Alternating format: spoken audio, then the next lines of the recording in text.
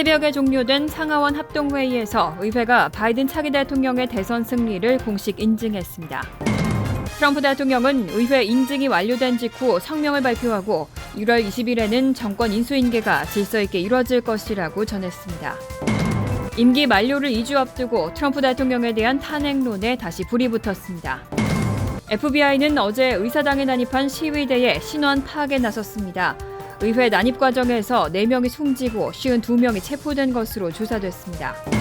지난해 말 코로나19 백신의 접종이 시작된 이후 미국 내에서는 지금까지 최소 29명이 심각한 알러지 반응을 보인 것으로 집계됐습니다. 이상은 이 시각 주요 뉴스입니다. 시청자 여러분 안녕하십니까? KBN 뉴스입니다. 오늘 오후 4시 기준 미 전역의 코로나19 누적 확진자는 어제보다 17만 9,827명 늘어난 2,203만 7,443명, 사망자는 2,640명이 늘어 37만 2,630명입니다.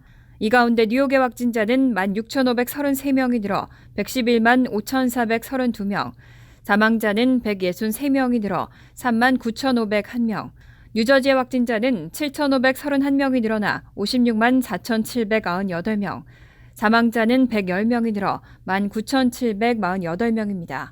한편 커네티컷의 확진자는 3,304명이 늘어 20만 2,758명, 사망자는 57명이 늘어 6,287명으로 집계됐습니다. 첫 번째 소식입니다. 트럼프 대통령 지지자들의 의사당 난입으로 중단됐던 상하원 합동회의는 어제 저녁에 다시 재개됐습니다.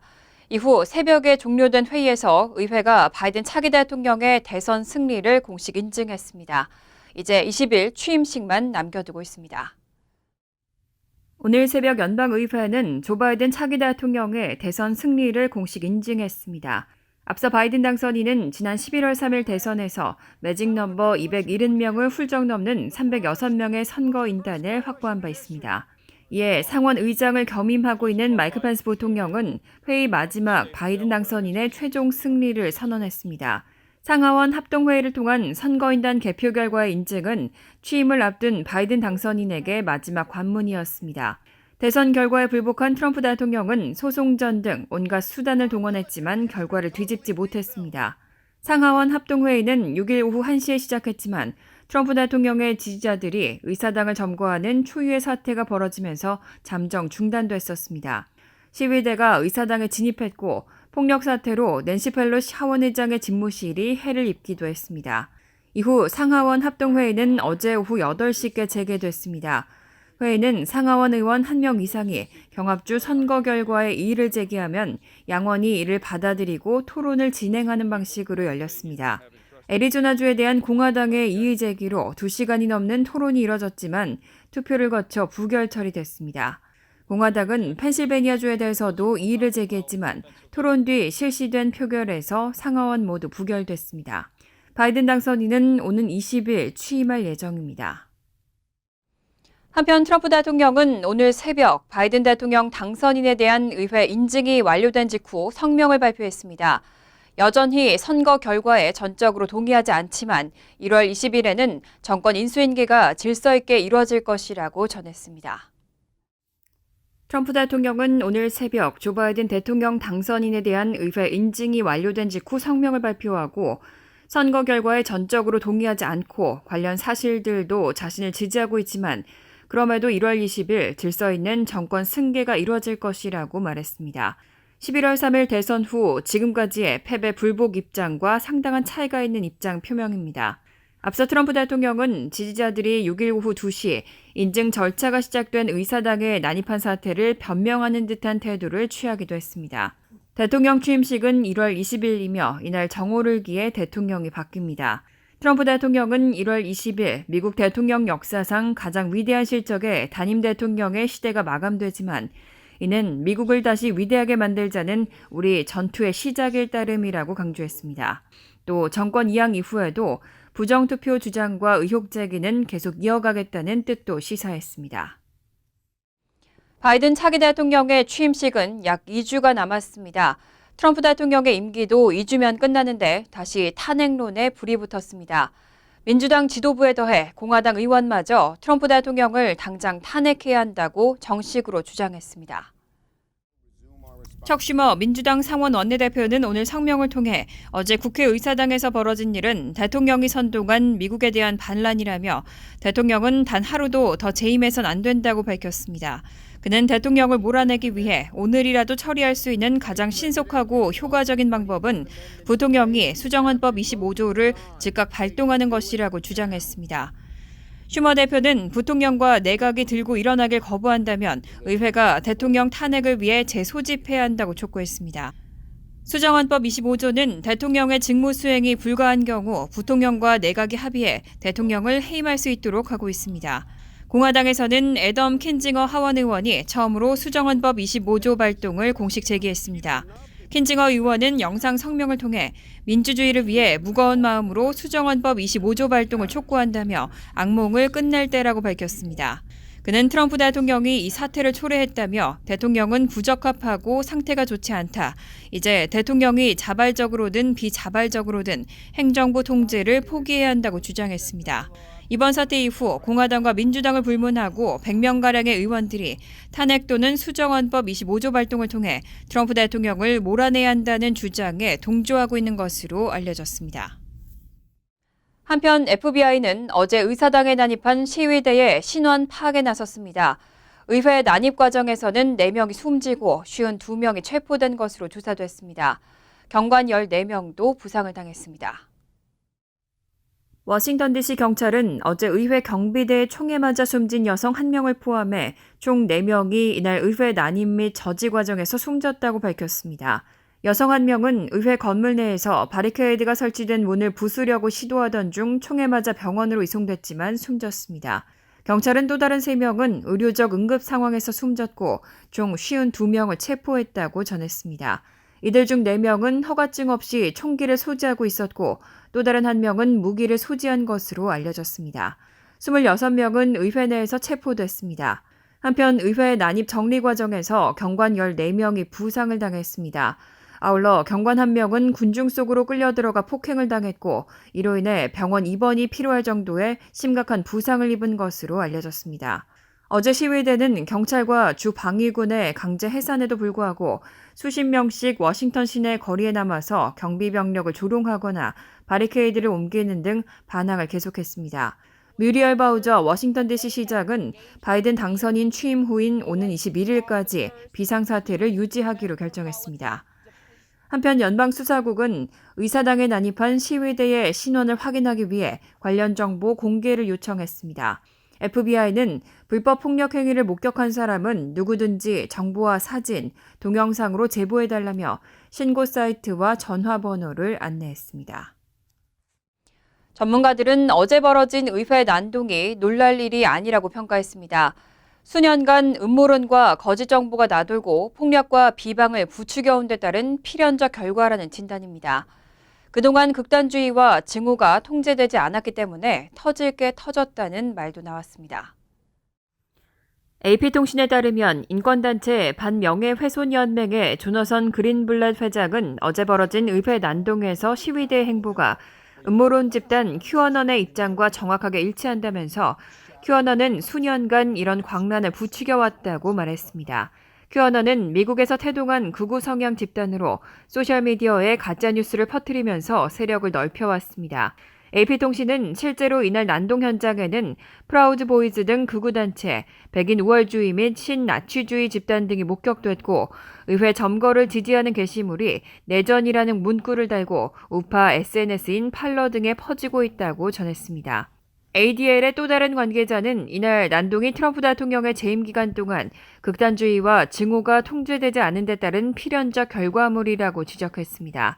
그러면서 그간 사람들을 현실에서 행동하도록 부추기는 음모론이 나돌았다면서 주류와 극단이 혼재된 상황이라고 진단했습니다. 앞서 ADL은 이날 성명을 내고 트럼프 대통령이 폭동을 조장하고 폭력을 선동했다고 주장하고 SNS 업체들이 그의 계정을 위험이 해소될 때까지 즉각 정지해야 한다고 촉구했습니다. 살아있는 전임 대통령들 모두가 트럼프 대통령 지지자들의 의회 난입을 초당적으로 비난했습니다. 모두 어제 광경이 끔찍하고 수치스러운 비극이었다고 입장을 표명했습니다. 오바마 전 대통령은 트럼프 대통령에게 직접 책임을 물었습니다. 공화당 출신인 조지 W. 부시 전 대통령과 로라 여사는 6일 성명을 발표하고 의사당에서 발생한 대혼란은 끔찍하고 가슴 아픈 광경이라고 비판했습니다. 부시 전 대통령 내외는 이런 광경은 우리 민주공화국이 아니라 바나나 공화국에서 선거 결과에 이의를 제기하는 방법이라고 지적했습니다.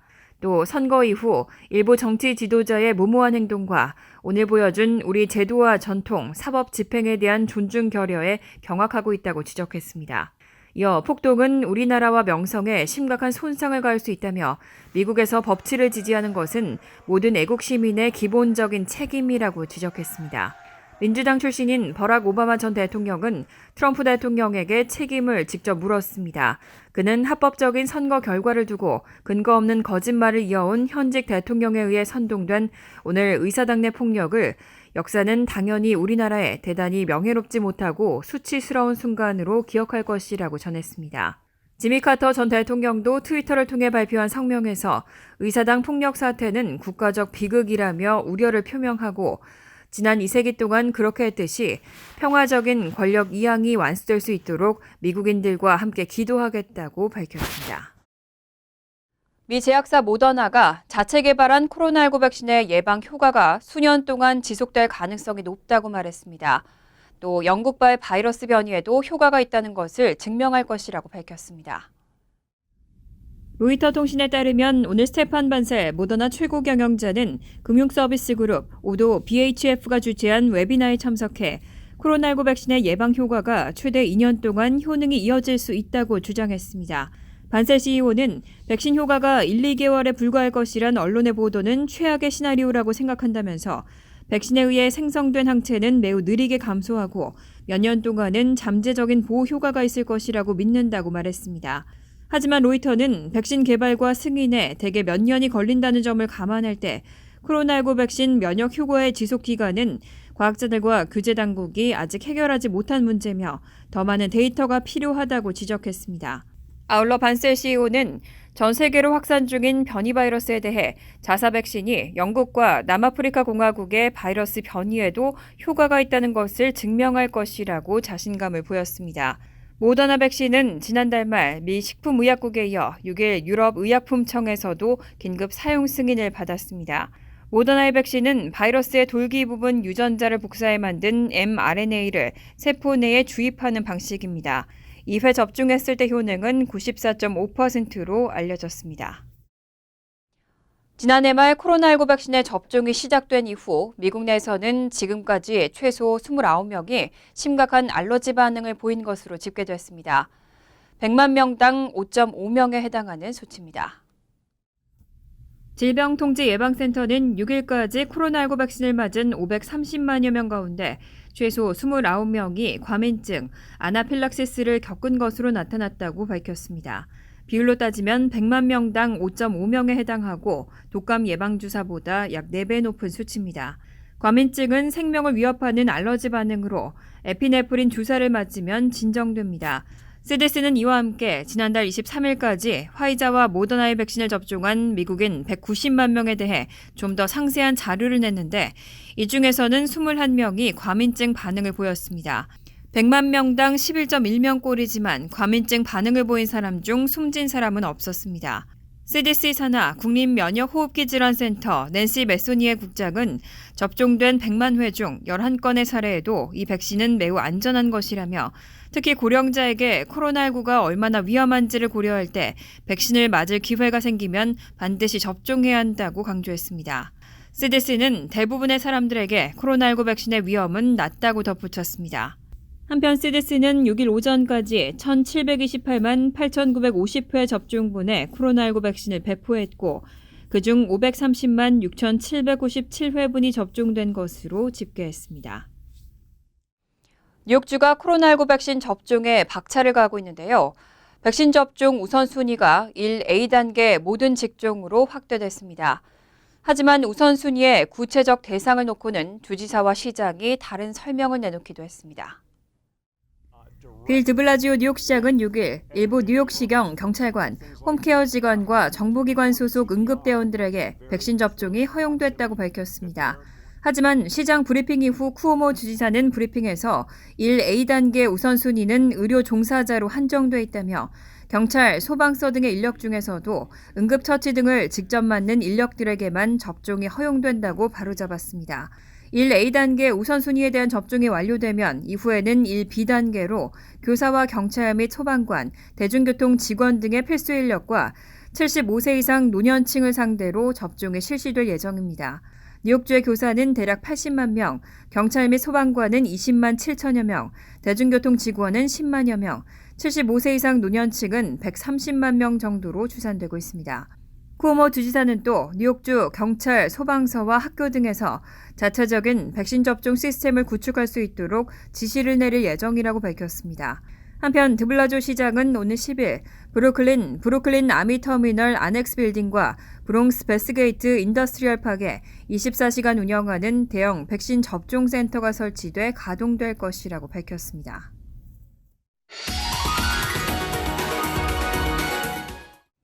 이어서 LA 지역 한인사회 소식입니다. 어제 시위가 열린 곳은 워싱턴 DC뿐만이 아닙니다. LA 다운타운에서도 트럼프 대통령의 지지자 수백 명이 모여 불법 시위를 벌였습니다.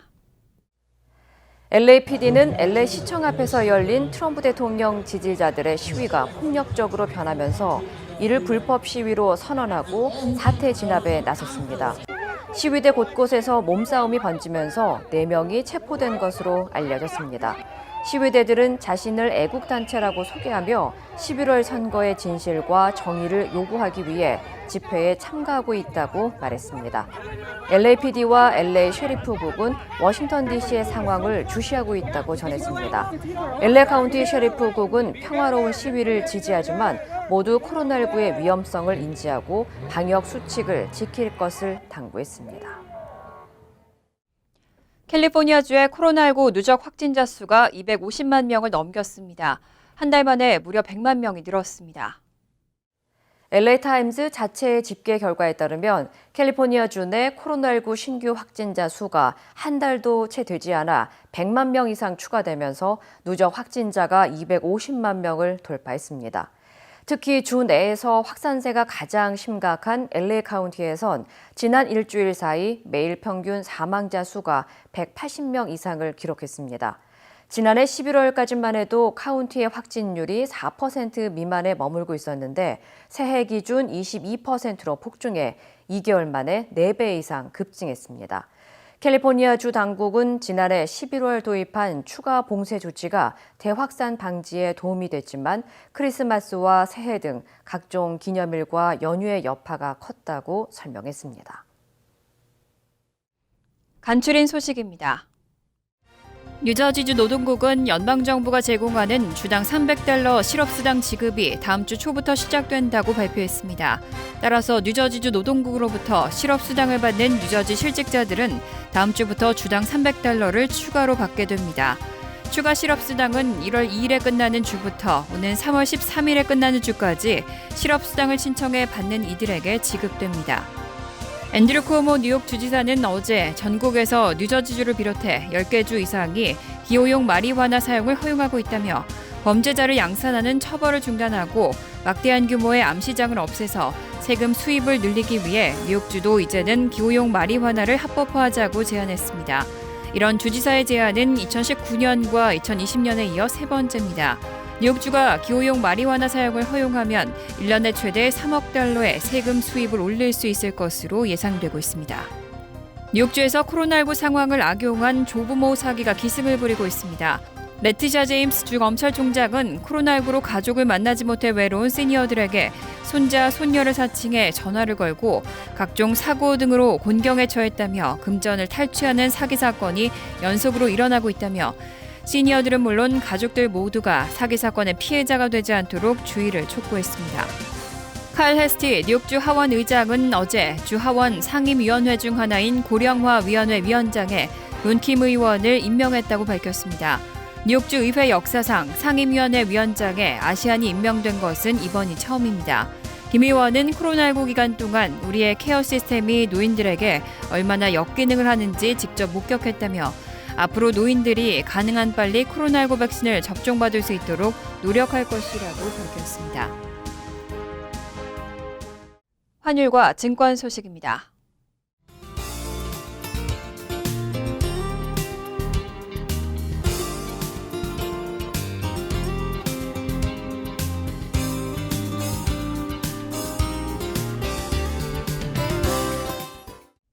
이어서 날씨입니다.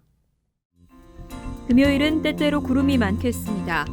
낮 최고 기온은 42도, 섭씨 6도, 밤 최저 기온은 28도, 섭씨 영하 2도로 예상됩니다. 토요일은 대체로 화창하겠습니다. 일요일도 화창한 가운데 가끔 구름만 끼겠습니다. 이상으로 KBN 뉴스를 마칩니다. KBN과 함께 즐거운 저녁 되시기 바랍니다.